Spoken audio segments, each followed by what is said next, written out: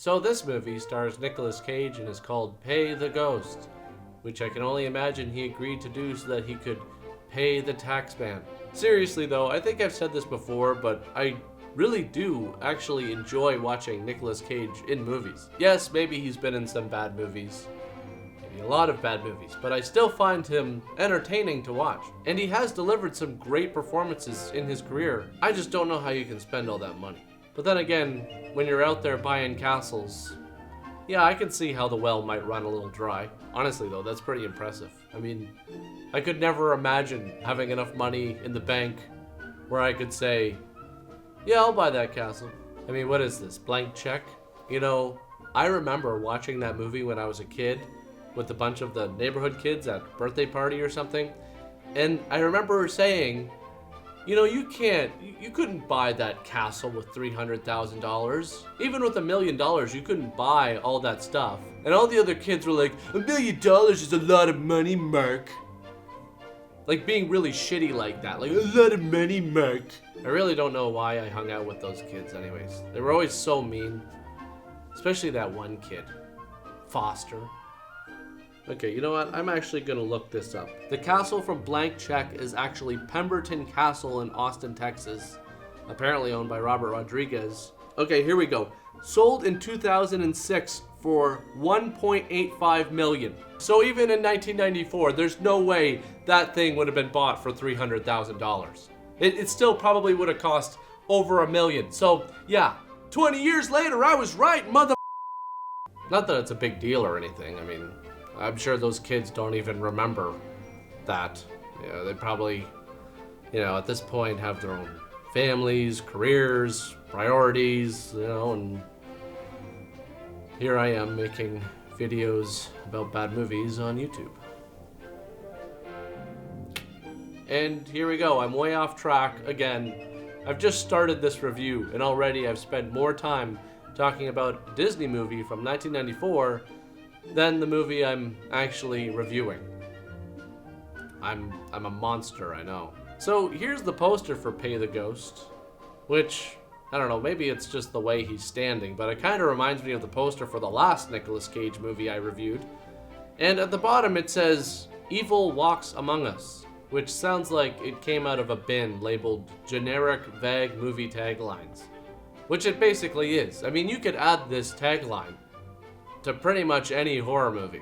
So in the movie, it's Halloween and Nicolas Cage's son starts having weird visions, which make for some interesting drawings. I honestly can't even count the amount of times that I've seen this before in a horror movie. It's always creepy when a kid draws something dark and disturbing. It says, "This is the thing that I've been seeing." Almost kind of reminds me of that movie, Insidious. So Nicolas Cage misses taking his son out to get candy on Halloween, so instead he takes him to this late night Halloween parade. Now while they're waiting to get some ice cream, Charlie keeps seeing more creepy stuff, like the vulture he saw earlier during the day. He asks Nicolas Cage if they can pay the ghost, and then he just disappears. And as you could probably tell, this is now going to be the movie. Now, normally, I would love to see a classic Nicolas Cage freakout here, but that doesn't happen. He gets, upset, obviously, pushes some people, but that's pretty much it. So it's now a year later, and now Nicolas Cage is starting to feel like his son is reaching out to him.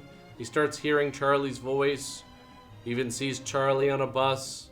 So he gets on the bus, but of course Charlie isn't there, so he gets off, coincidentally, at an abandoned building which has "Pay the Ghost" written on it.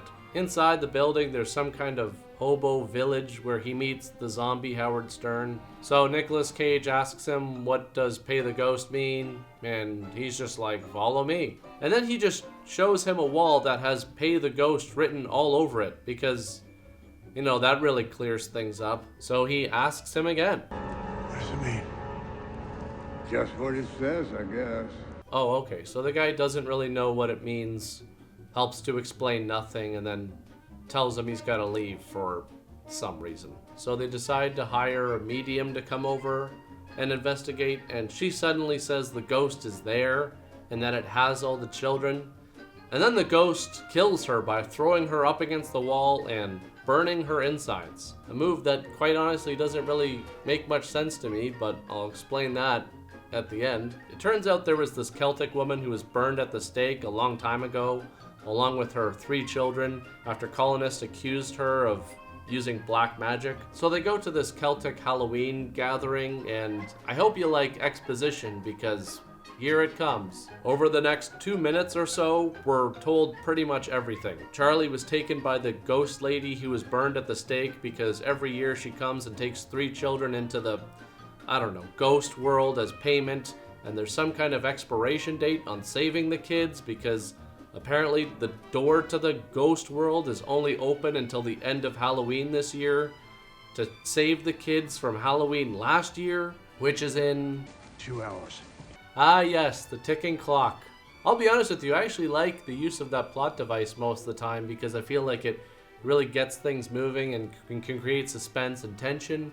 But in cases like this, it almost feels like they're just trying to get through this thing at this point. So as Hannah is leaving the building, the ghost decides to push her out of a window and kill her too.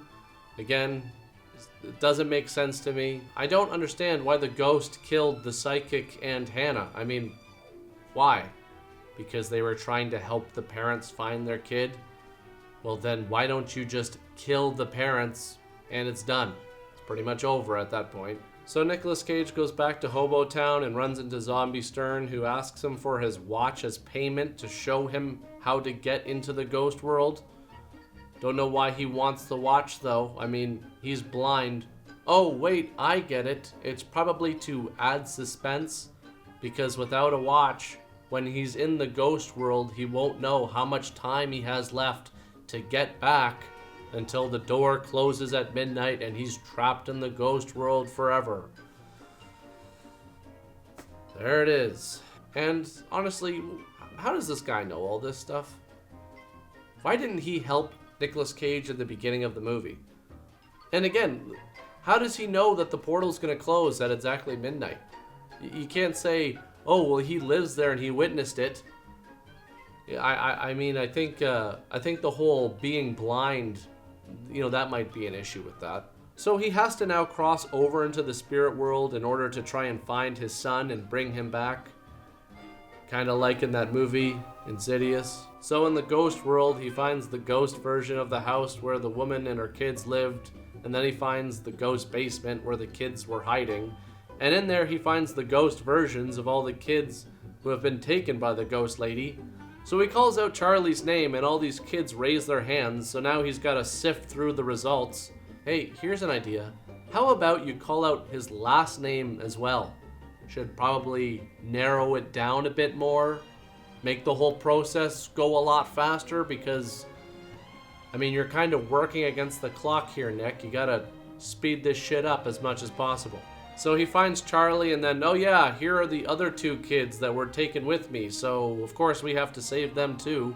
After all is well and everyone is reunited, the credits start rolling, but then it cuts to this. It's Hannah's corpse, which suddenly comes alive, I guess, with the ghost, so I don't know. What does this mean? Nothing? Well, the ghost is still there? Okay, well, who cares at this point? I mean, it's over. But you're trying to leave this open for a sequel? Okay. It's kind of funny because I love watching Nicolas Cage in these bad movies because it makes them just so much more entertaining. But I also hate seeing him in these bad movies because as an actor, I feel he has just such an amazing range. And when I see him in these throwaway movies, it's like his talent isn't being utilized at all. I really do believe he's an incredibly talented actor. It's just we don't see it that often because he does all this garbage. And if you don't believe me, just check out movies like Leaving Las Vegas, Bad Lieutenant, most recently Joe, just to name a few. I know there's much more bad movies than good movies on his resume, but the ones that are good I feel are like really good movies. And also I have to mention, I think it would have been better to have him save just his son in this movie. It just seems kind of weird that in the moment when he finds his son, because this is what the whole movie has been building up to, it's also, oh yeah, and these kids too. These other characters that have no weight behind them. We aren't connected to them as an audience at all. The movie is really about him trying to find his son. So just keep it like that. I mean, I get why it was 3 kids, because the ghost lady had her 3 kids burned alive at the beginning of the movie. I get that, but just change that to 1 kid. The rest of the movie still works completely fine. So with that, I gotta start working on Star Wars Week, because that is coming up really soon. But before that, I'm gonna make one phone call. Hi, is this Foster? Hi, you might not remember me, but my name's Mark. When we were kids, we were neighbors. I lived 3 houses down from you. Yeah, I'm fine. Hey, remember the movie Blank Check?